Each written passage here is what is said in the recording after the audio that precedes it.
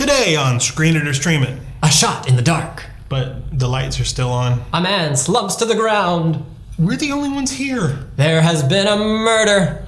Let me guess, we're all suspects. And we are all... Way to steal my thunder. Yeah, it wasn't that hard.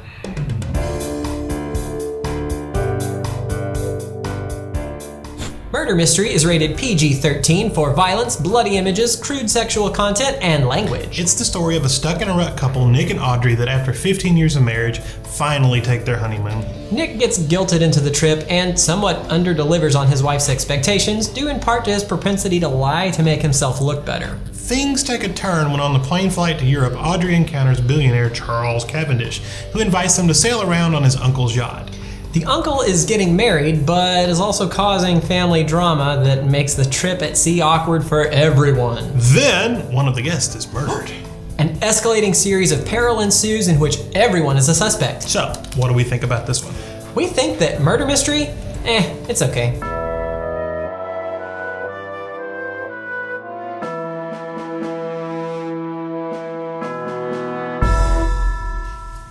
Alright, so as much fun as it was to see Adam Sandler again, and with like a Tom Selleck mustache or whatever, this, meh. That's kind of how I felt, was meh. I hate this. I hate this a lot. I don't blame you, and I can see why it would be hateable. Starting with the mustache. Whoever told him that was a good idea, stop it. See, I thought they did that just for the one random sight gag Pink Panther reference. It's like tucked about 3/4 of the way through the movie. Adam Sandler does not need a mustache. He had some mustache and something else. I can't remember what it was now. It doesn't work. It's terrible. I can't believe they let him do that or made him do that. Or what?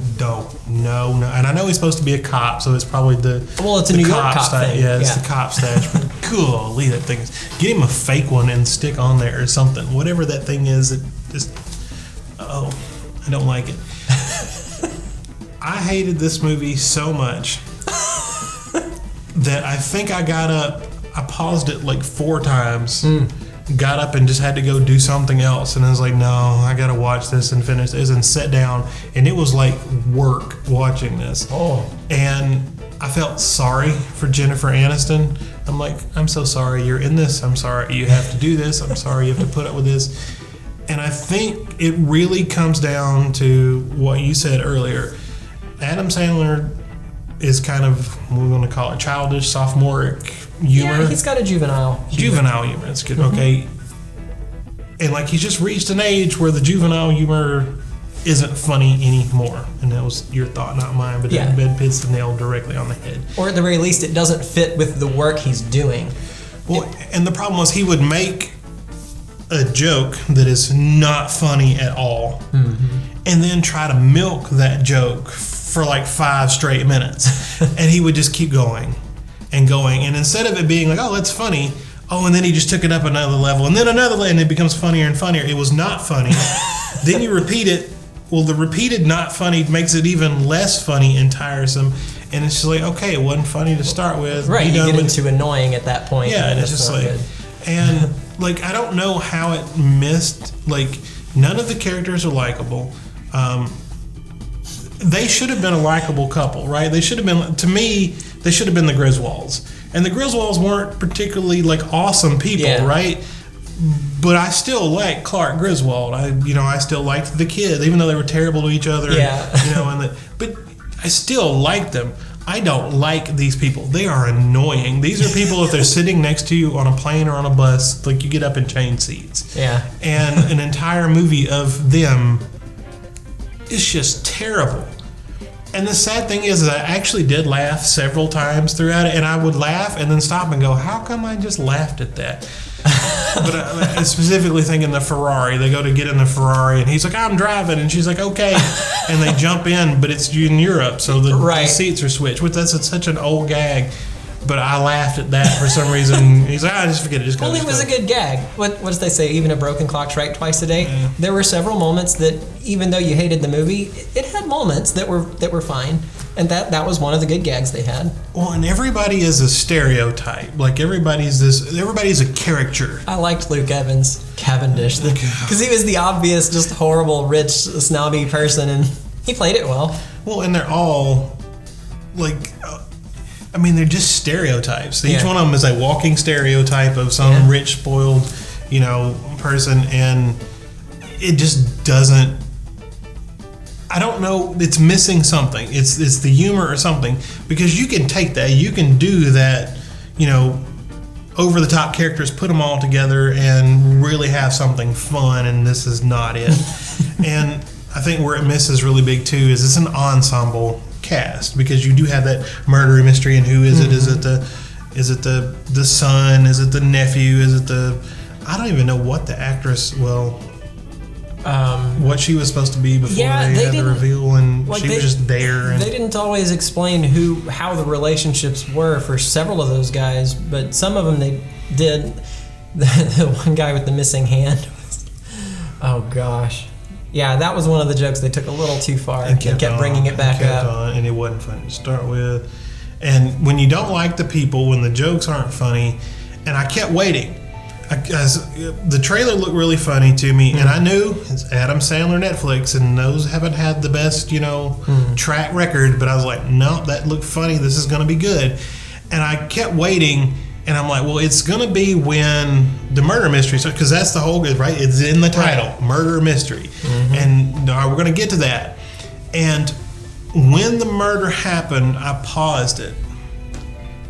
And I don't remember the exact time now because it's been about a week, but it was close to 50 minutes in an hour and 30-minute movie.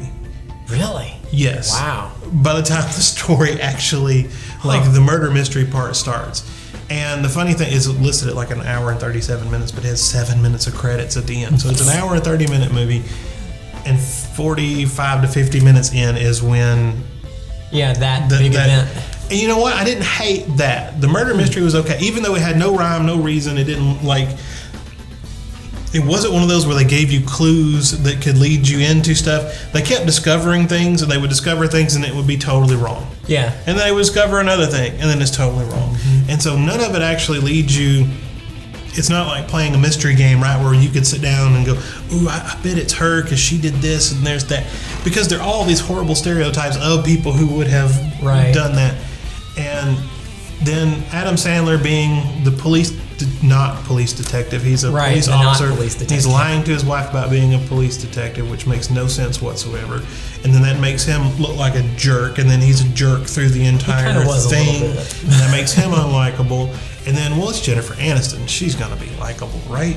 She's likable and everything. And then she gets swept up in the whole thing, and then they make her annoying, give her annoying traits, and she falls for the dashing Cavendish, and it's obvious that she's in love with him. And then she's reading these murder mysteries, and she won't listen to anything anybody tells her, and she's like, no, I'm right and you're wrong, even though her husband is supposed to be a police detective in her eyes.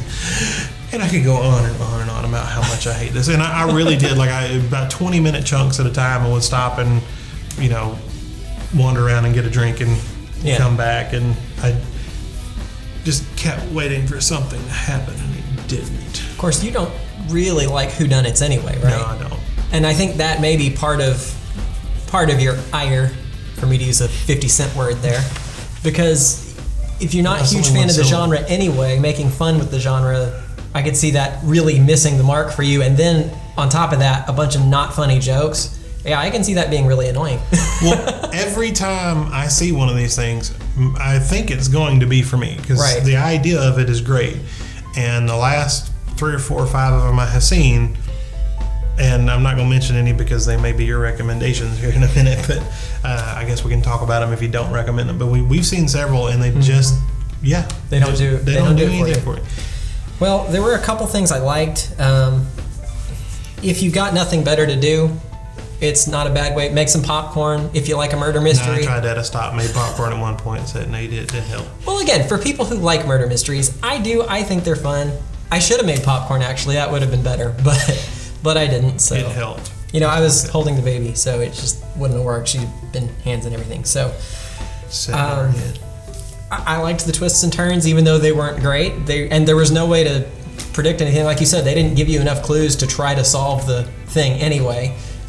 In hindsight, there were a couple things they did throw at you, but they were so innocuous and didn't lead anywhere that there was no reason to think they meant anything until it came back around. Like, okay. Well, literally through the entire thing, they would give you like a hint that, it's the butler, which is, there is no butler. But that is like the quintessential the butler did it it's like, thing. Okay, it's the butler. Yeah, that's the one inkling they give you. And then he dies. No, it's not him. It's the heiress. It's definitely that, she's dead too. And they did that through the entire thing until they whittled it down to, it's got to be you. You're the only one left. The last one standing. All right, well, if you're looking for something different, or what do you have for a streaming recommendation for something that does hit the mark for you? Okay, so again, I don't like murder mystery, so I kept thinking of different ones, and I was like, I didn't really like that. I didn't really care for that one. So how about already murdered mystery? I'm going to go with 13 Ghosts, which does not have the same feel, not comedy as a horror movie, but I love this one. It's kind of gross and grotesque and over the top, and these people get trapped in a house and like evil spirits start coming back to life, and you find out this guy had trapped all these people in a house and killed them, and they all tortured souls, and they're trying to figure out why he put them in the house, what's he trying to do, and then you figure out he's like, trying to activate this machine that requires these 13 souls, and they've got to try to stop it. So you still kind of get the mystery part of trying to figure it out, but it had really good horror elements to me. And I know this one wasn't like super popular, and it's I think come out of the 90s, probably early 2000s, and but I love it. I bought it on DVD and watch it over and over again. It's one of the last like horror movies that I just really, really enjoyed. I'll be honest, I haven't seen that one, but I would like to. You should check it out. It is very bloody and gross. So I had 3 good streaming recommendations, I think. One of which was really liked by everybody, and one of which was not that well liked, and the other one was just downright hated, which I think is actually my favorite of the 3, so I don't know what that says about me. But I'd like to talk about the other 2 in passing just because I think they're memorable, specifically Date Night, which was not well received. I was surprised. I thought that one was funny. And which one was that? Date Night was Tina Fey and I just forgot his name, The Office. Michael Scott. What's his name? Steve Carell. Steve Carell. Yes, thank you. And basically they kind of a stuck in a rut couple, and they go out to the restaurant. He forgot to make reservations, and so they steal someone's reservation. Turns out it was some people who had stolen something from the mob, and so it just starts this horribly escalating situation, and it's got some juvenile humor and was very well panned by critics, and they just didn't like it. I thought it was funny. More recently, 2018, Game Night, Jason Bateman and we watched that one. Yeah, that one was funny and well received. People loved it, and that one was really great. But what I'm going to recommend is the Radioland Murders, which, if you've like a screwball comedy from the 1930s, is what they were emulating with it. It's a 90s from 1994. George Lucas produced or directed, or he was involved in it. And basically, you've got the guy that's getting framed for a string of murders that he didn't commit, and he's got the soon-to-be divorced wife, so they have to work together, and there's a lot of that similar conflict. And the dark murderous undertones too are similar in a comedy, which is kind of a weird juxtaposition.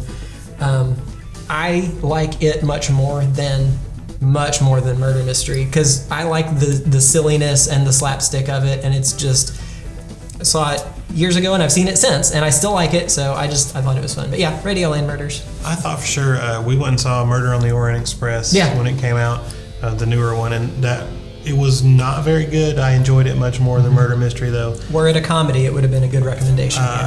Clue. I figured Clue. Oh, Clue, yeah. Clue is another good one, too. I don't really care for it. It's the murder mystery, but I think if you're going to do the over the top characters, I thought Clue did it much better than Murder Mystery did.